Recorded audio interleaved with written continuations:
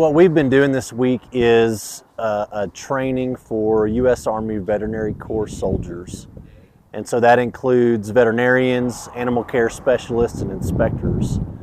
And so those soldiers have gotten a chance to work with a variety of livestock and get into a variety of animal facilities to really hone their skill set and ability to do some pretty important procedures. The intent behind training this week was to give the soldiers an opportunity to work several hundred animals over the course of 2 or 3 days, which is more than we're able to do a lot of times, maybe over the course of half a year or a year, just relying on patients to come into the VTFs. So that the soldiers are really able to hone their medical skills. I'd say the biggest thing is that this is a very unique opportunity. The relationships that our veterinary corps officer and a good colleague of mine, Dr. Colonel Calkins, that he's made here at the University of Wyoming, they really understand the collaboration. They're also very familiar. They have veterans that work here on staff, and they understand that collaboration is very important. And I would say it's the first time that I'm aware of that 2 veterinary readiness activities got together to conduct annual training. And if anything, that brings more minds together. We're learning from each other the whole time and getting to see how other people conduct their work just in the downtime, right? The space between the training is when you make connections and you get to network and have that strong bond across the veterinary corps. When I initially briefed this to them, they were very skeptical on how working with livestock would increase their small animal skills. But at the end of the week, they all recognized that it did in fact, and they're ready to go back into the clinics confident and capable. From the university staff, I think the experience has been positive.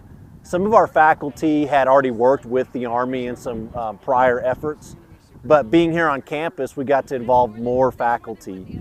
And I think they really stepped up and were excited to work with these soldiers, recognizing that the University of Wyoming is a land-grant university. And so when that was established through the Morrill Act of 1862, which was signed by Lincoln, that act mandated that we would teach military tactics, agriculture, and then the mechanical arts, which is engineering.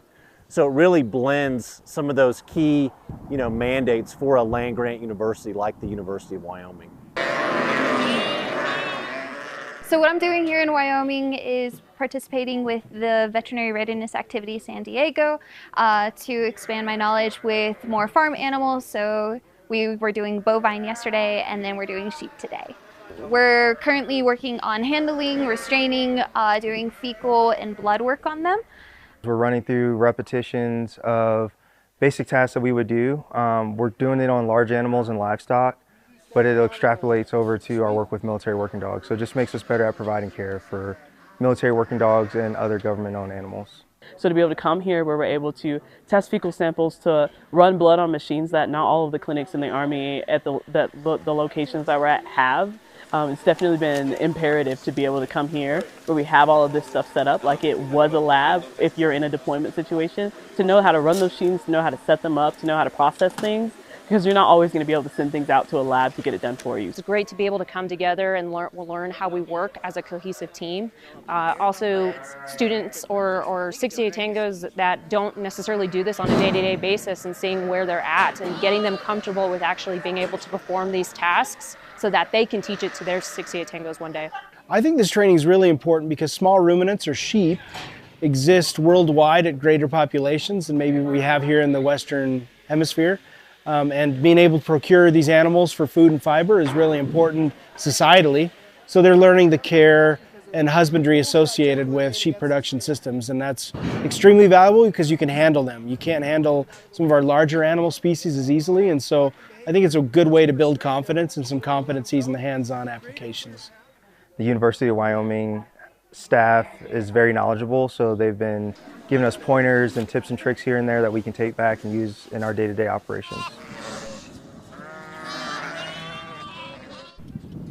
The reason we're out here in Wyoming is to get a little bit more hands-on experience, either for ourselves as the veterinarians, our veterinary technicians, working with some animals that we typically don't see on post, but this is the type of animals that we may see in a deployed environment.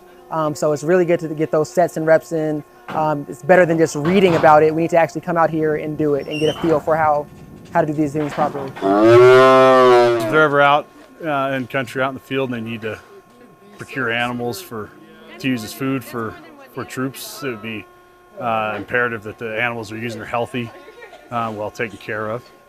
So we're giving them an opportunity to practice a lot of different animal health management techniques, everything from just simple giving a shot vaccine or oral medicine to ultrasounding. I've learned that cattle respond better with slow, being confident that they're not going to trample over me. I did not know that you stick their vein like straight up. I'm so used to if we go on the vein straight ahead, we'll blow it. So that was something new. So this is our ATX, it's our annual field exercise. And every day we're going to be doing something different. Today we are learning about cows. We're getting blood, doing different blood tests like CBC chem. And the CBC means complete blood count. We're doing the chemistry to check make sure that their organs are working properly.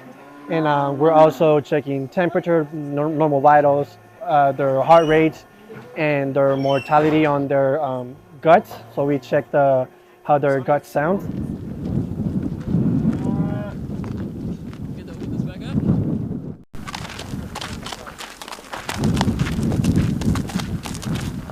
So today, we were going to do as much as we could with the horses that we have here at this research farm to teach how to handle a horse, how to touch their feet. With an equine, it's very different than most of the other animals because they're a lot of times more domesticated, but they're huge and they're fast. And so knowing where to be, where not to be, that was like a huge focus of this part of this training, was just handling, but obviously doing some health assessments, whether it be heart and respiration, temperature, different things like that. With the horses, it was really fun.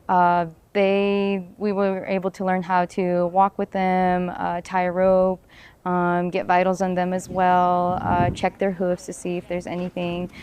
Here and here, there's a little pool of blood in here.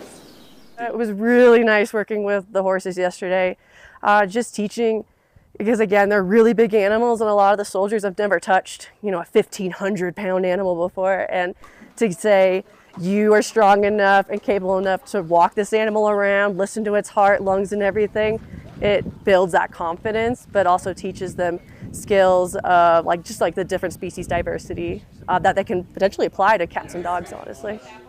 I've found that it's really important to have hands-on experience, whether it's in a college situation or here with the military, because you can only learn so much from a book. If someone shows you how to pick up a foot or open the mouth of that animal and look at the teeth, you can understand from a picture, but having the ability to actually use your hands to learn, I think it will stick way better. But also when you go to do it, it's not your first physical time doing it. And I think the situations vary so much. You can tell someone this is how you move a cow into a chute, this is how you put a halter on a horse.